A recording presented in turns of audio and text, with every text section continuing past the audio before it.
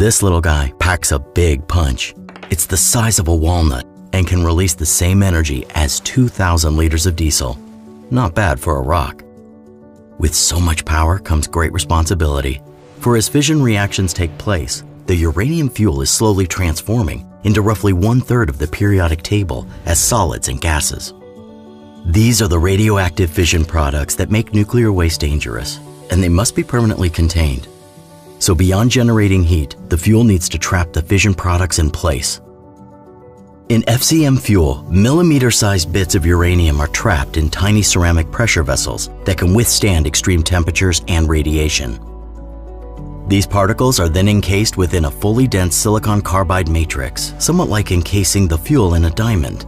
Silicon carbide is used for tank armor and has an extremely high melting temperature, far beyond the heat generated by the fuel. It is particularly resilient to radiation and does not chemically interact with other materials in the reactor. If the pellet is fractured, the fuel particles can remain intact as they are smaller than the smallest fragments. The core is assembled with enough fuel and graphite blocks to produce heat through self-sustaining fission reactions. This fully ceramic core has the lowest power density of any commercial reactor ever, allowing it to easily dissipate excess heat.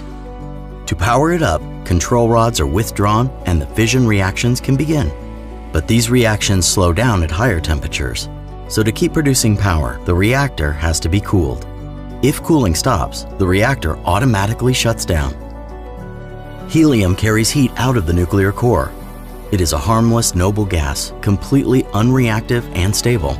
And while somewhat inefficient, it is the safest coolant available. Now, the problem with nuclear fuel is that it continues to generate heat even after the reactor is powered down.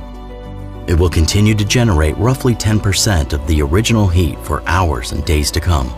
And if it's not cooled, that heat will pile up. The challenge with nuclear has always been to ensure the reactor does not damage itself when cooling is lost. The MMR can dissipate all excess heat passively and harmlessly into the environment in any scenario. Like a warm puck, it cools off just by sitting there. No moving parts or fluids, no operator actions, just simple cooling by conduction and glowing. This means the reactor can tolerate extreme conditions and survive undamaged. It can deal with complete withdrawal of all control rods. It doesn't need power to operate cooling pumps or emergency systems.